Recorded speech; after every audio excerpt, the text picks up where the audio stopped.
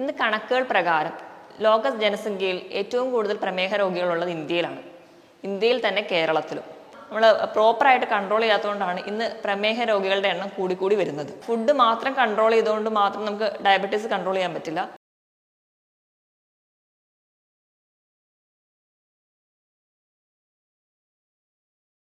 Hi, ഞാൻ doctor പ്രിയ, Q1B health കെയറിലെ homoeopathic ഫിസിഷ്യനാണ്.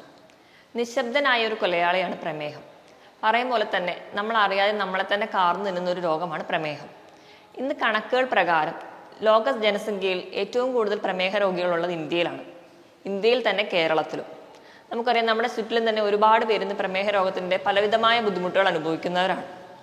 ഇന്ന് നമുക്ക് എങ്ങനെ ഒരു പ്രീ ഡയബറ്റിക് സ്റ്റേജിലുള്ളവർ അല്ലെങ്കിൽ പ്രമേഹ രോഗം ആരംഭിക്കുന്ന ജസ്റ്റ് തുടങ്ങുന്നവർ എങ്ങനെയൊക്കെ ഭക്ഷണം നിയന്ത്രിക്കാമെന്ന് നോക്കാം. പ്രമേഹം ഒരു നിശബ്ദനായ കൊലയാളി ആവാനുള്ള കാരണം തന്നെ നമ്മളിപ്പോൾ പ്രമേഹമൊക്കെ അറിഞ്ഞിട്ടുണ്ടെങ്കിലും അത് നമ്മൾ ടെസ്റ്റ് ചെയ്യുമ്പോഴോ അല്ലെങ്കിൽ നമുക്ക് പാരമ്പര്യമായിട്ട് പ്രമേഹമൊക്കെ ഉള്ളവരാണെങ്കിൽ നമ്മൾ ഇടയ്ക്കിടയ്ക്കൊക്കെ ഒരു ബ്ലഡ് ചെക്കപ്പിലൂടെ പ്രമേഹമുണ്ടെന്ന് അറിഞ്ഞാലും നമ്മൾ ഒരു ഫിസിഷ്യനെ ഒന്നും കാണാതെ നമ്മൾ കരുതും നമുക്ക് തന്നെ ഒരു ഡയറ്റൊക്കെ ഫോളോ ചെയ്ത് നമുക്ക് തന്നെ കൺട്രോൾ ചെയ്യാം.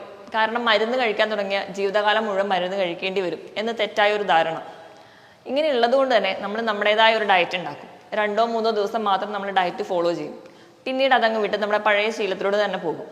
അങ്ങനെ കൺട്രോൾ ചെയ്യാതെ പോകുമ്പോൾ വീണ്ടും ഒരു 2-3 മാസം കഴിഞ്ഞ് ബ്ലഡ് ടെസ്റ്റ് ചെയ്യുമ്പോൾ ബ്ലഡ് ഷുഗർ ലെവലൊക്കെ ഒരു 250-ന് മുകളിലെത്തി കാണും. അപ്പോൾ നമുക്ക് നിയന്ത്രിക്കാൻ പറ്റാത്തൊരു ലെവലിലെത്തുമ്പോൾ നമ്മളൊരു ഡോക്ടറെ കൺസൾട്ട് ചെയ്യും. അങ്ങനെ ഒരു സ്റ്റേജിലെത്തുമ്പോൾ ആ ഡോക്ടർക്ക് ഒരു മെഡിസിൻ നൽകിയേ പറ്റുള്ളൂ. അത് മെഡിസിൻ മാത്രമല്ല, അതിനോടൊപ്പം സ്ട്രിക്റ്റ് ആയിട്ടൊരു ഡയറ്റ് കൂടി എടുക്കേണ്ടി വരും. അപ്പം നമ്മൾ പ്രോപ്പറായിട്ട് കൺട്രോൾ ചെയ്യാത്തതുകൊണ്ടാണ് ഇന്ന് പ്രമേഹ രോഗികളുടെ എണ്ണം കൂടിക്കൂടി വരുന്നത്. അതുകൊണ്ട് നമുക്ക് ഇന്നത്തെ ഒരു വിഷയത്തിലൂടെ നമുക്ക് എങ്ങനെ ഒരു ഫുഡ് കൺട്രോൾ ചെയ്യാമെന്ന് നോക്കാം.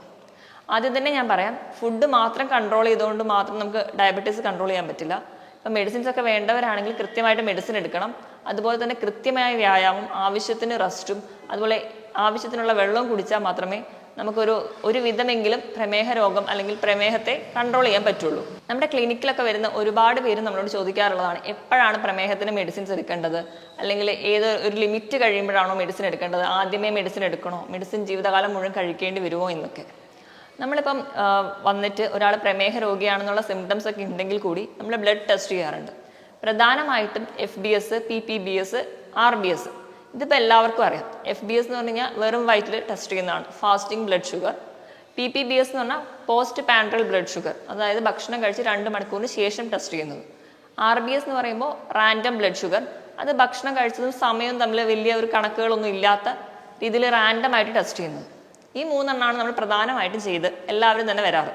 പക്ഷേ നമ്മൾ ഫിസിഷ്യൻസ് അല്ലെങ്കിൽ ഡോക്ടേഴ്സൊക്കെ നമ്മളൊരു മെഡിസിൻ പ്രിസ്ക്രൈബ് ചെയ്യണമെങ്കിൽ നമ്മൾ ഈ FBS-ഉം PPBS-ഉം മാത്രം നോക്കിയിട്ടായിരിക്കില്ല ചെക്ക് ചെയ്യാറ്. അതിനോടൊപ്പം തന്നെ അവർ HbA1c എന്ന് പറയുന്ന ഒരു വാല്യൂ കൂടി നോക്കാറ്. എന്താണ് HbA1c എന്ന് നോക്കാം. ഗ്ലൈക്കോസിലേറ്റഡ് ഹീമോഗ്ലോബിൻ, അതായത് ചുരുക്കി പറഞ്ഞു കഴിഞ്ഞാൽ ഒരു 3 മാസത്തെ നമ്മുടെ ബ്ലഡ് ഷുഗറിൻ്റെ ഒരു ആവറേജ് ആണ്. നമ്മുടെ രക്തത്തിലെ ഹീമോഗ്ലോബിൻ്റെ മുകളിൽ എത്ര ഷുഗർ പറ്റി പിടിച്ചിരിക്കുന്നു എന്നൊരു കണക്ക്. ഈ HbA1c-യുടെ വാല്യൂ വെച്ചിട്ടാണ് പൊതുവേ ഡോക്ടേഴ്സൊക്കെ മെഡിസിൻസ് എഴുതാറ്. HbA1c നോക്കുമ്പോൾ 5.9 താഴെയാണെങ്കിൽ അത് നോർമലാണ്. 5.9 മുതൽ 6.3 വരെ ഇതിനിടയിലാണെങ്കിൽ പ്രീ ഡയബറ്റിക് എന്ന് പറയാം. അതായത് നമ്മൾ പ്രമേഹത്തിലോട് കിടക്കാൻ പോകുന്ന ഒരു സ്റ്റേജ്. 6.5 മുതൽ 7 വരെയാണെങ്കിൽ കുറച്ച് നമ്മൾ സീരിയസ് ആയിട്ട് എടുക്കണം. ചിലപ്പോൾ ചിലർക്ക് മെഡിസിൻസ് ഒന്നും വേണ്ടി വരില്ല, ചിലർക്ക് മെഡിസിൻസും വേണ്ടി വരും. അതോടൊപ്പം തന്നെ നമ്മൾ സ്ട്രിക്റ്റ് ആയിട്ട് ഫുഡ് കൺട്രോൾ ചെയ്ത് കഴിഞ്ഞാൽ നമുക്ക് പ്രമേഹത്തെ നിയന്ത്രിച്ച് കൊണ്ടുപോകാൻ പറ്റും. ഇനി 7-ന് മുകളിലാണെങ്കിൽ സ്ട്രിക്റ്റ് ആയിട്ട് ഡയറ്റും എടുക്കണം, അതോടൊപ്പം തന്നെ മെഡിസിൻസിന്റെ ആവശ്യവും കൂടി ഉണ്ടാവും. ഒരു പ്രമേഹ രോഗത്തിലോട്ട് കിടക്കുന്നവർക്ക് അല്ലെങ്കിൽ ഒരു പ്രീ ഡയബറ്റിക് സ്റ്റേജിന് പറ്റുന്ന രീതിയിലുള്ള ഒരു ഡയറ്റ് എങ്ങനെയാണെന്ന് നോക്കാം. നമുക്ക് പ്രമേഹ രോഗത്തിൽ എന്തൊക്കെ കഴിക്കണം, എന്തൊക്കെ ഒഴിവാക്കണം എന്ന് പറയുന്നതിന് മുൻപ് എങ്ങനെ ഭക്ഷണം കഴിക്കണമെന്ന് നോക്കാം. നമ്മൾ മലയാളികൾ പൊതുവെ 4 നേരമായിട്ടാണ് ഭക്ഷണം കഴിക്കുക. രാവിലത്തെ അല്ലെങ്കിൽ ഒരു മോർണിംഗ് ബ്രേക്ക്ഫാസ്റ്റ്, ഉച്ചയ്ക്ക് ഒരു ലഞ്ച്, വൈകിട്ട് ഒരു ടീ ടൈം, അത് ഒരു സ്നാക്സ് ഒക്കെ, രാത്രി ഡിന്നർ. ഇങ്ങനെ 4 നേരമായിട്ടാണ് പ്രധാനമായിട്ടും ഭക്ഷണം കഴിക്കുക.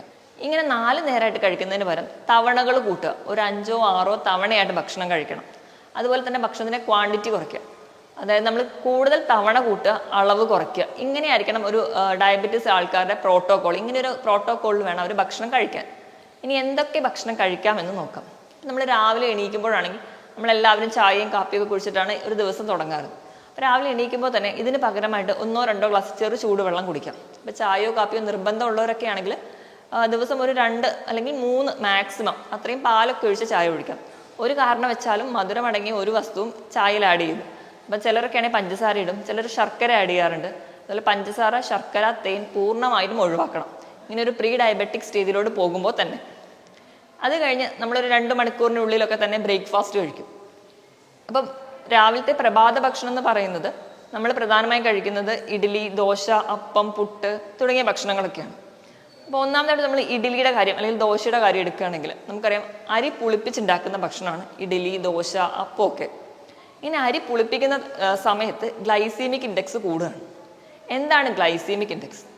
ഒരു ഭക്ഷണത്തിൽ നമ്മൾ ഭക്ഷണം കഴിച്ചു കഴിഞ്ഞാൽ നമ്മുടെ രക്തത്തിലേക്ക് ഷുഗർ കൂടുന്നതിൻ്റെ ആ ഒരു ടൈമാണ് നമ്മൾ ഗ്ലൈസീമിക് ഇൻഡെക്സ് ആയിട്ട് പറയും. ഗ്ലൈസീമിക് ഇൻഡെക്സ് കുറഞ്ഞ ഭക്ഷണങ്ങളാണ് പ്രമേഹ രോഗികൾക്ക് ഏറ്റവും നല്ലത്. അപ്പം ഞാൻ പറഞ്ഞതുപോലെ അരി പുളിപ്പിച്ചുണ്ടാക്കുന്ന ഭക്ഷണത്തിനൊക്കെ ഗ്ലൈസീമിക് ഇൻഡെക്സ് കൂടുതലാണ്. അപ്പം നമ്മൾ ആ വകയുള്ള ഭക്ഷണങ്ങൾ കഴിവതും കുറയ്ക്കാൻ വേണ്ടി ശ്രദ്ധിക്കുക. ഇപ്പം ചിലർക്കൊക്കെ ഒരു ആഗ്രഹമൊക്കെ ഉള്ളവരാണെങ്കിൽ ഇടയ്ക്കൊക്കെ 2 അല്ലെങ്കിൽ 3 ഇഡ്ഡലി വരെയൊക്കെ കഴിക്കാം. ദോശയാണെങ്കിലും 2 അല്ലെങ്കിൽ 3 വരെയൊക്കെ കഴിക്കാം. ഇനിയിപ്പോൾ ഇതിൻ്റെ കൂടെ എന്തെങ്കിലും കറികളുടെ കാര്യം നമ്മൾ ആലോചിക്കണം. അപ്പോൾ കറികൾ ആലോചിക്കുമ്പോൾ കിഴങ്ങ് വർഗ്ഗങ്ങളൊന്നും തന്നെ ഉൾപ്പെടുത്താതിരിക്കുക. കിഴങ്ങ് വർഗ്ഗങ്ങൾ എന്ന് പറയുമ്പോൾ ചേന, ചേമ്പ്, അതുപോലെ കാച്ചിൽ, കപ്പ, ഇതൊക്കെ കിഴങ്ങ് വർഗ്ഗങ്ങളാണ്. അതുപോലെ തന്നെയാണ് ബീട്രൂട്ട്, ക്യാരറ്റ്. ഇവ പലർക്കും അറിയാത്തൊരു കാര്യമാണ്. ബീട്രൂട്ട്, ക്യാരറ്റ് ഒഴിവാക്കുക. കൂർക്ക, കൂവ, ഇതൊക്കെ കിഴങ്ങ് വർഗ്ഗങ്ങളിൽ പെടുന്നതാണ്. ഇതൊക്കെ മാക്സിമം ഒഴിവാക്കാൻ വേണ്ടി ശ്രദ്ധിക്കുക. ഇനിയിപ്പോൾ ഇഡ്ഡലിയൊക്കെ ഉണ്ടാക്കുമ്പോൾ തന്നെയാണെങ്കിൽ നമ്മൾ അരിയും ഉഴുന്നും കൂടെ ആഡ് ചെയ്തിട്ടാണ് ഉണ്ടാക്കുക. അപ്പോൾ ഈ പ്രമേഹ രോഗികൾക്ക് വല്ലപ്പോഴും ഇത് കഴിക്കണം എന്ന് ആഗ്രഹമുള്ളപ്പോൾ തന്നെ അരിയുടെയും ഉഴുന്നിൻ്റെ ആ ഒരു പ്രപ്പോർഷനിൽ ചെറിയൊരു മാറ്റം വരുത്തുക. ഉഴുന്നിൻ്റെ അളവ് കുറച്ചുകൂടി കൂട്ടാവുന്നതാണ്. ഉഴുന്ന് പറയുന്നത് കൂടുതലും പ്രോട്ടീൻ ആയതുകൊണ്ട് തന്നെ നമുക്ക് ഉഴുന്നിൻ്റെ അളവ് കുറച്ച് കൂട്ടുന്നത് വഴി ഒരു വിധമൊക്കെ പ്രമേഹത്തിന് നല്ലതാണ്. അതുപോലെ തന്നെ അരി ഉപയോഗിക്കുമ്പോൾ വെള്ള അരിക്ക് പകരം തവിടുള്ള ചെമ്പാവരി ഉപയോഗിക്കാം. അതുപോലെ തന്നെ ഉലുവ ആഡ് ചെയ്യുന്നതും നല്ലതാണ്. അപ്പം നമ്മൾ ദോശയോ ഇഡ്ഡലിയൊക്കെ ഉണ്ടാക്കുന്ന സമയത്ത് ഒരു പിടി ഉലുവ കൂടി ആഡ് ചെയ്യുന്നത് ഒരു പരിധി വരെയൊക്കെ നമുക്ക് പ്രമേഹത്തെ കൺട്രോൾ ചെയ്യാൻ വേണ്ടിയിട്ട് ഉലുവ സഹായിക്കുന്നതായിട്ടാണ് പഠനങ്ങൾ പറയുന്നത്. ഇനി രണ്ടാമതായിട്ട് നമുക്ക് ഭയങ്കര ഇഷ്ടമുള്ളൊരു ഫുഡാണ് പുട്ട്. പുട്ടിൻ്റെ കൂടെ ഒരിക്കലും പഴം, പഞ്ചസാര ഇവ കഴിക്കാതിരിക്കുക. അതിന് പകരം നമ്മളൊരു ചെറിയ കഷ്ണം പുട്ടെടുക്കുകയാണെങ്കിൽ അതിനോട് തന്നെ തുല്യമായ ഒരു അളവിൽ, അതായത് 1:1 റേഷ്യോയിൽ പുട്ട്, കടല കഴിക്കാം, പുട്ട്, പയറ് കഴിക്കാം. അല്ലെങ്കിൽ അങ്ങനെയുള്ള പ്രോട്ടീൻ ആയിട്ടുള്ള എന്തെങ്കിലും ഒരു ഭക്ഷണം, പുട്ട്, മുട്ടക്കറി, അങ്ങനെ എന്തെങ്കിലും കഴിക്കാം. അല്ലാതെ പുട്ട്, പഴം തുടങ്ങിയത് കഴിക്കാതിരിക്കാൻ വേണ്ടി ശ്രദ്ധിക്കുക. ഇവിടെയും അരി എടുക്കുമ്പോൾ ഇപ്പോഴും തവിട് അടങ്ങിയ അരി എടുക്കാൻ വേണ്ടി ശ്രദ്ധിക്കുക. ഇപ്പം അപ്പം ഉണ്ടാക്കുന്നതാണെങ്കിലും എല്ലാം ഭക്ഷണങ്ങളും തുല്യ അളവിൽ കറി എടുക്കാൻ കഴിയും. അപ്പത്തിൻ്റെ കൂടെ കടലക്കറി ആണെങ്കിൽ ഒരപ്പം എടുക്കുകയാണെങ്കിൽ അത്രയും തന്നെ അളവിൽ കടലക്കറി എടുക്കാൻ വേണ്ടി ശ്രദ്ധിക്കുക. ഇങ്ങനെ കഴിക്കുമ്പോൾ നമ്മൾ കടലയിൽ അടങ്ങിയിട്ടുള്ളത് പ്രോട്ടീനും ഫൈബറുകളുമാണ്. ധാരാളം പ്രോട്ടീനും ഫൈബറും ചെല്ലുമ്പോൾ നമുക്ക് അത്രയ്ക്ക് അങ്ങ് വിശക്കത്തുമില്ല, നമ്മുടെ ശരീരത്തിന് ഒരുവിധം നല്ലതാണ്. പിന്നെ നമ്മൾ മെയിനായിട്ട് വീട്ടിലുണ്ടാക്കുന്നതാണ് ഉപ്പുമാവ്. ഉപ്പുമാവൊക്കെ ഉണ്ടാക്കുന്ന സമയത്ത് നമുക്ക് ഗോതമ്പും കൊണ്ട് ഉപ്പുമാവ് ഉണ്ടാക്കാം. അപ്പോൾ റവ കൊണ്ടൊക്കെ തന്നെ ഉപ്പുമാവ് ഉണ്ടാക്കുകയാണെങ്കിലും മാക്സിമം വെജിറ്റബിൾസ് അതിനകത്തോട്ട് ആഡ് ചെയ്യുക.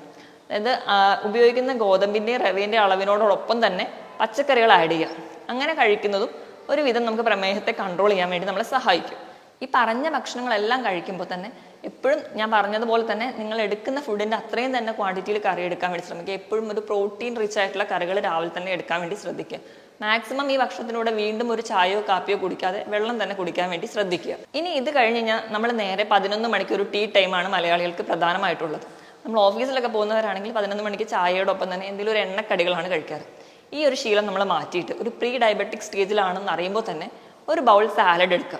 സാലഡ് എന്ന് പറയുമ്പോൾ നമ്മൾ ഇതിനകത്ത് കുക്കുംബറും അതുപോലെ തന്നെ തക്കാളി എല്ലാം അരിഞ്ഞിട്ടിട്ട് ഒരു ഇച്ചിരി ഉപ്പോ അല്ലെങ്കിൽ ഒരു ചെറുനാരങ്ങയൊക്കെ പിഴിഞ്ഞൊഴിച്ച് നിങ്ങൾക്ക് കഴിക്കാവുന്നതാണ്.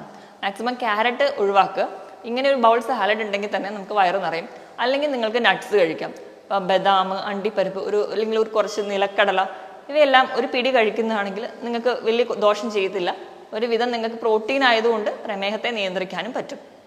ഇനി നമ്മൾ മലയാളികൾ ഉച്ചനേരം അല്ലെങ്കിൽ നമ്മൾ ഊണ്, പ്രധാനമായും നമ്മളൊരു വിഭവ സമൃദ്ധമായിട്ടാണ് ഊണ് കഴിക്കാറ്. ഇനി മൂന്നാമത്തേതാണ് നമ്മുടെ ലഞ്ച് ടൈം. അത് നമ്മൾ മലയാളികൾ നല്ല കാര്യമായിട്ട് കഴിക്കുന്ന ഒരു സമയം, നമ്മൾ ഹെവി ആയിട്ട് കഴിക്കുന്നത് ഉച്ചഭക്ഷണമാണ്. നമുക്കിനി എങ്ങനെ ഒരു പ്രീ ഡയബറ്റിക്സിലുള്ളവർക്ക് ലഞ്ച് എങ്ങനെ മാനേജ് ചെയ്യാമെന്ന് നോക്കാം. നമുക്കൊരു പ്ലേറ്റ് മെത്തേഡാണ് പറയുന്നത്. പ്ലേറ്റ് മെത്തേഡ് എന്ന് പറയുമ്പോൾ 1/4 ഭാഗം നമ്മൾ അരിഭക്ഷണങ്ങൾ കഴിക്കാം. അരിഭക്ഷണം എന്ന് പറഞ്ഞാൽ തവിടടങ്ങിയ അരികൾ അല്ലെങ്കിൽ കുത്തരി ഉപയോഗിക്കാൻ വേണ്ടി ശ്രദ്ധിക്കുക. നിങ്ങൾക്ക് ഒരു പിടി വരെ ചോറ് ഉപയോഗിക്കാം. അതുപോലെ തന്നെ ഇപ്പോൾ ചോറിന് പകരം നിങ്ങൾക്ക് ചപ്പാത്തി ആണെങ്കിൽ 1-2 ചപ്പാത്തി കഴിക്കാം. പിന്നെ ഒരു 1/4 ഭാഗം എന്ന് പറയുന്നത് പ്രോട്ടീനാണ്. പ്രോട്ടീൻ എന്ന് പറയുമ്പോൾ നിങ്ങൾക്ക് മുട്ട ഉപയോഗിക്കാം, പയറ്, പരിപ്പ്, അങ്ങനത്തെ കടല, എന്ത് നിങ്ങൾക്ക് പ്രോട്ടീനായിട്ട് ഉപയോഗിക്കാം. അല്ലെങ്കിൽ പനീർ തുടങ്ങിയ ഇതൊക്കെ പ്രോട്ടീനേഷ്യസ് ഫുഡാണ്. ഇതൊക്കെ നിങ്ങൾക്ക് ഉൾപ്പെടുത്താം. ഇത് കഴിഞ്ഞ് ബാക്കിയുള്ള ഒരു അര ഭാഗം എന്ന് പറഞ്ഞാൽ പച്ചക്കറികൾക്ക് വേണ്ടിയിട്ട് ഉപയോഗിക്കണം. പച്ചക്കറികൾ നിങ്ങൾക്ക് സാലഡായിട്ട് ഉൾപ്പെടുത്താം, അല്ലെങ്കിൽ എന്നും നിങ്ങൾ ഇലക്കറികൾ ഉൾപ്പെടുത്താൻ വേണ്ടി ശ്രദ്ധിക്കുക. അതുപോലെ തന്നെ മൈക്രോ ഗ്രീൻസ് എന്ന് പറഞ്ഞാൽ നമുക്കറിയാം, നമ്മൾ ചെറുതായിട്ട് പയറും കടലയൊക്കെ മുളപ്പിച്ച് ഇപ്പം എല്ലാവരും ചെയ്യുന്നതാണ്. നമ്മുടെ വീടുകളിൽ തന്നെ ഈസി ആയിട്ട് നമുക്ക് ടിഷ്യൂ പേപ്പർ വെച്ച് തന്നെ കൾട്ടിവേറ്റ് ചെയ്തെടുക്കാൻ പറ്റുന്ന ഒന്നാണ് ചെറുതായിട്ട് മുളപ്പിച്ച പയറ് കടല. ഒരു 2 ഇല വരുന്നവരെ അതിനെ വളർത്തിയിട്ട് ആ ഇലകൾ മുറിച്ച് തോരൻ വെക്കുക. 1-2 ഇഞ്ച് വരെ അതിന് വലുപ്പം വരുമ്പോൾ അത് മുറിച്ചിട്ട് നമുക്ക് തോരൻ വെക്കി കഴിക്കും. അതിൽ ധാരാളം ആൻറ്റി ഓക്സിഡൻസും ന്യൂട്രിയൻസും ഒക്കെ ഉണ്ട്, ധാരാളം വൈറ്റമിൻസും ഉണ്ട്. അപ്പം ഇത് പ്രമേഹ രോഗികൾക്ക് വളരെ നല്ലൊരു ഫുഡാണ്. അപ്പം അങ്ങനെ കഴിക്കാം. അല്ലെങ്കിൽ നിങ്ങൾക്ക് മറ്റു പച്ചക്കറികളൊക്കെ തോരൻ വെച്ചിട്ടോ ഒക്കെ കഴിക്കാവുന്നതാണ്. അപ്പം മാക്സിമം ഒരു അര ഭാഗമെങ്കിലും പച്ചക്കറികളും സാലഡ്സും ഉൾപ്പെടുത്താൻ വേണ്ടി ശ്രദ്ധിക്കുക. ഇനി വൈകുന്നേരത്തെ ചായ എന്ന് പറയുന്നത് എല്ലാവർക്കും നിർബന്ധമുള്ളതാണ്. അപ്പം മാക്സിമം അത് ഒഴിവാക്കാൻ വേണ്ടി ശ്രദ്ധിക്കുക. അതിന് പകരം നിങ്ങൾക്ക് ഗ്രീൻ ടീ ഉപയോഗിക്കാം. അപ്പം അങ്ങനെ സ്നാക്സ് ഒക്കെ നിർബന്ധം അല്ലെങ്കിൽ ചായ നിർബന്ധമുള്ളവർക്കാണെങ്കിൽ നിങ്ങൾക്ക് ചായ ഉപയോഗിക്കാം. മാക്സിമം പഞ്ചസാരയോ ശർക്കര തേനോ ഇതൊക്കെ ഒഴിവാക്കാൻ വേണ്ടി ശ്രദ്ധിക്കുക. ഇങ്ങനെ ഒരു സമയത്ത് നിങ്ങൾക്ക് നേരത്തെ പറഞ്ഞ പോലെ എന്തെങ്കിലും ഒരു ഫ്രൂട്ട്സ് കഴിക്കാം, ഏതെങ്കിലും ഒരു പഴവർഗ്ഗങ്ങൾ, ഏതെങ്കിലും ഒരെണ്ണം മാത്രം നിങ്ങൾ ഒരു ദിവസം വേണ്ടി കഴിക്കാൻ വേണ്ടി ശ്രദ്ധിക്കുക. ഇപ്പം നിങ്ങൾക്ക് എന്ന് പറഞ്ഞാൽ ഒരു പ്രമേഹം ഉണ്ടെന്നോർത്ത് അല്ലെങ്കിൽ പ്രമേഹം ഒരു ബോർഡറിലാണെന്നോർത്ത് എല്ലാ പഴവർഗ്ഗങ്ങളും ഒഴിവാക്കേണ്ടതില്ല. കാരണം പഴവർഗ്ഗങ്ങളിൽ ധാരാളം ആൻറ്റി ഓക്സിഡൻസും ന്യൂട്രിയൻസും നമ്മുടെ ശരീരത്തിന് ആവശ്യമായിട്ടുള്ള ഇമ്മ്യൂണിറ്റി ഒക്കെ തരുന്നത് ഈ ഫ്രൂട്ട്സ് ആണ്. അപ്പം നിങ്ങൾക്ക് ഒരു ദിവസം ഒരു ആപ്പിൾ കഴിക്കാം, ഒരു ഓറഞ്ച് കഴിക്കാം. അപ്പം ചെറുപഴമൊക്കെ ആണെങ്കിൽ ഒരുപാട് മധുരമുള്ള പഴങ്ങൾ കഴിക്കാതിരിക്കുക. മാക്സിമം ചെറിയ പുളിയുള്ളത് വൈറ്റമിൻ സി ഉള്ള ഓറഞ്ച്, മുസമ്പി തുടങ്ങിയ ഫ്രൂട്ട്സുകൾ കഴിക്കാം. ആപ്പിള്, പേരയ്ക്ക തുടങ്ങിയ ഫ്രൂട്ട്സ്, തണ്ണിമത്തൻ ഇവയൊക്കെ നിങ്ങൾക്ക് കഴിക്കാവുന്നതാണ്. ഇതിനൊന്നും അതിന് മാത്രം ഒരു ഗ്ലൈസീമിക് ഇൻഡെക്സ് ഇല്ലതാണ്. അപ്പം നിങ്ങൾക്ക് ഏതെങ്കിലും ഒരു ഫ്രൂട്ട് ഈ ഒരു സമയത്ത് കഴിക്കാം. അല്ലാതെ തന്നെ ഇപ്പം സ്നാക്സ് ആയിട്ട് നിങ്ങൾക്ക് ഷുഗർ ഫ്രീ ആയിട്ടുള്ള ബിസ്ക്കറ്റ്സ് ഒക്കെ ഉണ്ട്, അത് വേണമെങ്കിൽ അത് ഉപയോഗിക്കാം. ഇനി നമുക്ക് രാത്രിയത്തെ ഡിന്നറിൻ്റെ കാര്യം നോക്കുകയാണെങ്കിൽ ഡിന്നർ മാക്സിമം ഒരു 7 മണിക്കെങ്കിലും കഴിക്കാൻ വേണ്ടി ശ്രദ്ധിക്കും. 7 മണിക്ക് നമ്മൾ ഒരു ഡിന്നർ കഴിക്കുന്നതാണ് എപ്പോഴും നല്ലത്. അപ്പം നിങ്ങൾ ആ ടൈമിൽ കഴിക്കുമ്പോൾ നിങ്ങൾക്ക് ചപ്പാത്തി കഴിക്കാം, 1-2 ചപ്പാത്തി. അതുപോലെ തന്നെ അതിനോടൊപ്പം തന്നെ ഒരു ബൗൾ സാലഡ് കഴിക്കാം, അല്ലെങ്കിൽ ഓട്സ് കഴിക്കാം. പറഞ്ഞ രീതിയിൽ എന്തെങ്കിലും ഒരു പ്രോട്ടീൻ റിച്ച് ആയിട്ടുള്ള ഒരു കറി ഉപയോഗിക്കാം. ഇങ്ങനെയൊക്കെ കഴിക്കുകയാണെങ്കിൽ നിങ്ങൾക്ക് ഒരു ഹെൽത്തി ഡയറ്റിലോട്ട് പോകാം. 7 മണിക്ക് കഴിച്ചു കഴിഞ്ഞാൽ പിന്നെ വേറെ ഭക്ഷണമൊന്നും കഴിക്കാതിരിക്കുക. പിറ്റേ ദിവസം രാവിലെ ഒരു 8 മണി 9 മണിക്കാണ് നമ്മൾ പിന്നീട് ഒരു ഭക്ഷണം കഴിക്കുന്നതെങ്കിൽ നമുക്ക് ഈ ഒരു 12 മുതൽ 13 മണിക്കൂർ വരെ ഒരു ഇന്റർമീഡിയറ്റ് ഫാസ്റ്റിംഗ് കൂടിയാവും. ഇത് നമുക്ക് ഒരു വിധമൊക്കെ നമ്മുടെ പ്രമേഹത്തെ നിയന്ത്രിക്കാൻ പറ്റും. ഈ പറഞ്ഞതുപോലെയൊക്കെ നിങ്ങൾ കൃത്യമായിട്ട് ഡയറ്റ് ഫോളോ ചെയ്യുക. 1-2 ദിവസത്തേക്ക് മാത്രമല്ല, ജീവിതകാലം മുഴുവനൊക്കെ ഇങ്ങനെ ഫോളോ ചെയ്യുകയാണെങ്കിൽ നിങ്ങൾക്ക് ഒരു പരിധി വരെയൊക്കെ നിങ്ങളുടെ മരുന്നിലോട്ട് ഒന്നും പോകാതെ തന്നെ നമുക്ക് പ്രമേഹത്തെ കൺട്രോൾ ചെയ്യാം. ഇങ്ങനെ ഒരു ഫുഡ് കൺട്രോൾ ചെയ്തവർ മാത്രമായിരിക്കും. ചിലരുടെ ശരീരത്തിന് മെഡിസിൻസ് ആവശ്യമുള്ളവരായിരിക്കാം. അങ്ങനെയുള്ളവരാണെങ്കിൽ കൃത്യമായിട്ട് ഒരു ഡോക്ടറെ കണ്ടിട്ട് മെഡിസിൻസ് ചോദിച്ച് മനസ്സിലാക്കണം. അതുപോലെ തന്നെ ഒരു ഡോക്ടറുടെ സഹായത്തോടെ മാത്രമേ നിങ്ങൾ ഇങ്ങനെ ഒരു ഡയറ്റ് ഫോളോ ചെയ്യാൻ പാടുള്ളൂ. ഇങ്ങനെ കൃത്യമായ ഭക്ഷണം ഫോളോ ചെയ്യുമ്പോൾ കൃത്യമായ വിശ്രമം വേണം. അതുപോലെ തന്നെ 2 മുതൽ 3 ലിറ്ററോളം വെള്ളം ദിവസം കുടിക്കുക. കൃത്യമായിട്ട് വ്യായാമം ചെയ്യുക. അപ്പോൾ ആഴ്ചയിൽ 5 ദിവസമെങ്കിലും 45 മിനിറ്റ് മുതൽ 1 മണിക്കൂർ വരെ നിങ്ങൾക്ക് പറ്റുന്ന രീതിയിലുള്ള ചെറുതായിട്ടുള്ള നടത്തം, ജോഗിങ്, പറ്റുന്ന രീതിയിലുള്ള വ്യായാമങ്ങൾ കൃത്യമായിട്ട് ചെയ്യാൻ വേണ്ടി ശ്രദ്ധിക്കുക. ഇങ്ങനെയൊക്കെ ചെയ്തു കഴിഞ്ഞാൽ ഒരു പരിധി വരെയൊക്കെ നമുക്ക് പ്രമേഹത്തെ നിയന്ത്രിക്കാൻ പറ്റും. മറ്റൊരു ഹെൽത്ത് ടോപ്പിക്കുമായിട്ട് വീണ്ടും കാണുന്നത് വരെ നന്ദി.